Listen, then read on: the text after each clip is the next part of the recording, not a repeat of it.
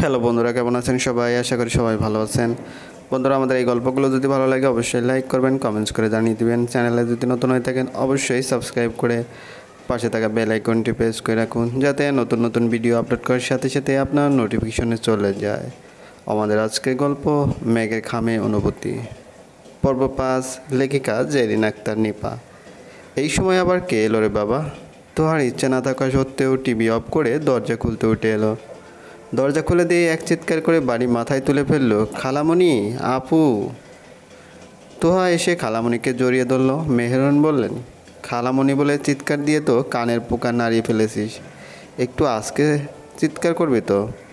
তুমি এতদিন পরে এসেছো, আমি তোমাকে দেখে চিৎকার করব না? তুমি কেমন মানুষ? আমি কত করে বলেছি খালামণি আমাদের বাসায় আসো, 2-3 দিন থাকবে। তুমি কি করলে? নানা কাজের অজুহাত দেখিয়ে এলে না। আজ যে তুমি আসবে তা তো আমরা কেউই জানি না। তুমিও ফোন করে বলনি, আপুও তো কিছুই জানায়নি। স্প্রিয়া ভিতরে ঢুকে গেছে। তোহা এখনও মেহেরুনকে জড়িয়ে ধরে দরজার বাইরে দাঁড়িয়ে আছে। মেহেরুন বললেন, এই বাচাল মেয়ে, একটু কম কথা বল। তুই হয়েছিস স্প্রিয়ার থেকে একদম উল্টো। সে কথা বলতে চায় না, জোর করেও তাকে দিয়ে কথা বলানো যায় না। আর তুই কথা বলতে শুরু করলে থামার নাম নিস না, জোর করেও থামানো যায় না। আঙ্কেল এসে আপুকে নিয়ে গেল, আমাকে কেন সাথে নিল না? তোমরা আপুকে এত ভালোবাসো, তাহলে আমাকে কেন এত কম ভালোবাসো? আরে পাগলি, তোর তো স্কুল চলছে, তুই গেলে ক্লাস মিস হতো না। তাই তো। হয়েছে হয়েছে, আমি সব বুঝি। তোমরা আমাকে যতটা ছোট ভাবো, আমি কিন্তু ততটাও ছোট না। আমি জানি তোমরা সবাই আপুকেই বেশি ভালোবাসো, আমার থেকে অনেক বেশি। তোহা খালামণিকে ছেড়ে মুখ কালো করে দাঁড়িয়ে রইল। মেহরুন তোহার মাথায় গাঁটটা মেরে বললেন, আবার শুরু হয়েছে তোর নাটক। তানিয়াটা কেন যে তোকে 2 মাসের অ্যাক্টিং ক্লাসে পাঠিয়েছিল, এখন তো তোর অ্যাক্টিং দেখতে দেখতে অসহ্য লাগে, যখন তখন শুরু হয়ে যাস। তোহা খালামণির কথায় হেসে দিয়ে বলল, এবার কিন্তু আমিও যাব। আমার পরীক্ষা শেষ হলেই তুমি আঙ্কেলকে পাঠিয়ে দেবে। তা কি তোকে বলে দিতে হবে? এখন বল, তোর মা কোথায়? মা সবসময় যেখানে থাকে, স্কুলে। আরে না, রান্না করে। স্প্রিয়া বাসায় এসে নিজের রুমে চলে গেল। বোরকা করে ওয়াশরুমে চলে গেল ফ্রেশ হওয়ার জন্য। তানিয়া অনেক দিন পর নিজের বোনকে দেখে একটু আবেগী হয়ে উঠলেন। দুপুরে 2 বোন মিলে রান্না করলেন। তোহা স্প্রিয়ার সাথে রাজ্যের আলাপ জুড়ে দিয়েছে। এই কয়দিন বাসায় কি কি হয়েছে, স্কুলে কি করেছে, সব কিছু ডিটেলস বলছে।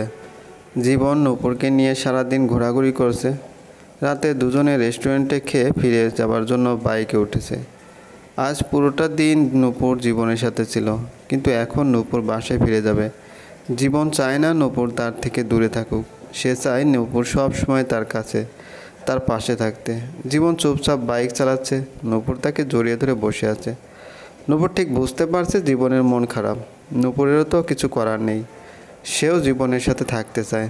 জীবনের থেকে দূরে থাকতে তারও কষ্ট হয়। ফাঁকা রাস্তা, অন্ধকার রাত, সাথে প্রচুর বাতাস বইছে। নূপুরের খোলা চুল বাতাসের সাথে পাল্লা দিয়ে উড়ছে। হালকা শীত শীতও লাগছে। নূপুর আরও শক্ত করে জীবনকে জড়িয়ে ধরল। জীবনের বাইক নূপুরদের বাসার গলিটার সামনে থামলো। এই এখানেই থামো, আর ভিতরে যেতে হবে না, কেউ দেখে ফেললে বুঝতেই তো পারছো। নূপুর নেমে দাঁড়িয়ে বলল, তুমি ওই দিন আমাদের বাসার সামনে এসেছিলে, অনেকক্ষণ দাঁড়িয়েও ছিলে, তাই না? কেন এমন করো তুমি? তুমি তো জানোই আমার ভাইয়েরা কেমন।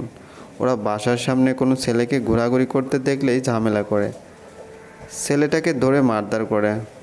হোক সে আমার জন্য এসেছে বা এমনি এসেছে। তুমি সব জেনেও কেন এসেছিলে? তোমাকে দেখার জন্য। নূপুর মুখ কালো করে চাপা নিঃশ্বাস ফেলে বলল, আমাকে দেখার জন্য আর কোনো দিন আসবে না। আমি চাই না বাসার তোমার কথা জানানোর আগে ভাইয়াদের কারের সাথেই তোমার ঝামেলা হোক। যেভাবে হোক আমি ভাইয়াদের রাজি করাবো। ওরা আমার সুখের বাইরেও অন্য কিছু চাইবে না। তুমি শুধু একটু সময় দাও। আমাদের আরও কিছুদিন অপেক্ষা করতে হবে। জীবন, তুমি হয়তো জানো না আমি তোমাকে কতটা ভালোবাসি, তোমাকে কতটা চাই। জানলে তুমি এমন করতে না। আর আসবো না। জীবনের মন খারাপ, সে নিজের উপর রেগে আছে। কেন সে নূপুরকে সারা জীবনের জন্য নিজের করে নিতে পারছে না? কেন সব সময় দুজনকে ভয়ের মধ্যে থাকতে হচ্ছে? এটা কি তার ব্যর্থতা? না, সে কি পারে না সব ঠিক করে দিতে? জীবন নিচের দিকে তাকিয়ে আছে, নূপুর তার দিকে এক দৃষ্টিতে তাকিয়ে আছে। জীবনও নূপুরের দিকে তাকালো। দুজনই বেশ অনেকক্ষণ চুপ করে রইল। তারা একজন আরেকজনের চোখের দিকে তাকিয়ে মনের কথা বুঝতে চাইছে। দুজনের মনের ভিতর বয়ে যাওয়া ঝড়ের গতি আন্দাজ করছে। নূপুর হঠাৎ এগিয়ে এসে চোখের পলকে জীবনের ঠোঁটে আলতো করে ভালোবাসার পরশ এঁকে দিয়ে দৌড়ে গলির ভিতরে চলে গেল। জীবন এখানেই পাথরের মতো দাঁড়িয়ে আছে। নূপুর চলে যাওয়ার পর একবারও পিছনের দিকে তাকায়নি। তাকালে দেখতে পেত জীবন কেমন জমে গেছে। এটা আমাদের ফার্স্ট কিস ছিল, এখানে তাও এভাবে। জীবন হতবুদ্ধি হয়ে দাঁড়িয়ে আছে। সে তার প্রেমিকার কাছ থেকে পাওয়া প্রথম কিস মোটেও এভাবে আশা করেনি। তোহা মুখ হাঁ করে চোখ বড় বড় করে অবাক হয়ে বলল, কি বলছো আপু? ছেলেটা তোমার পেটে হাত? স্পেয়া বোনের মুখ চেপে ধরে বলল, আমি শুধু তোকে বলেছি, এখন তুই চেঁচামেচি করে সবাইকে জানিয়ে দে। স্পেয়া হাত ছেড়ে দিলে তোহা ফিসফিস করে বলল, তারপর ওই ছেলেটা কি করেছিলে?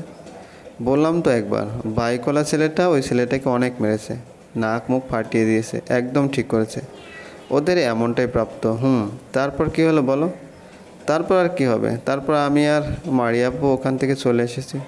তো আর টেনে কি বলে হাঁ করে রইল। মানে তোমাদের মাঝে মানবতা বলতে কিচ্ছু নেই? ছেলেটার সাথে সাধারণ ভদ্রতাটুকুও করলে না?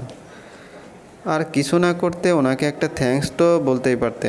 একটা ছেলে তোমার জন্য অন্য একটা ছেলেকে মেরে নাক ফাটিয়ে দিয়েছে, আর তুমি 2 মিনিট সময় নিয়ে ওনার নামটা জিজ্ঞেস করতে পারলে না?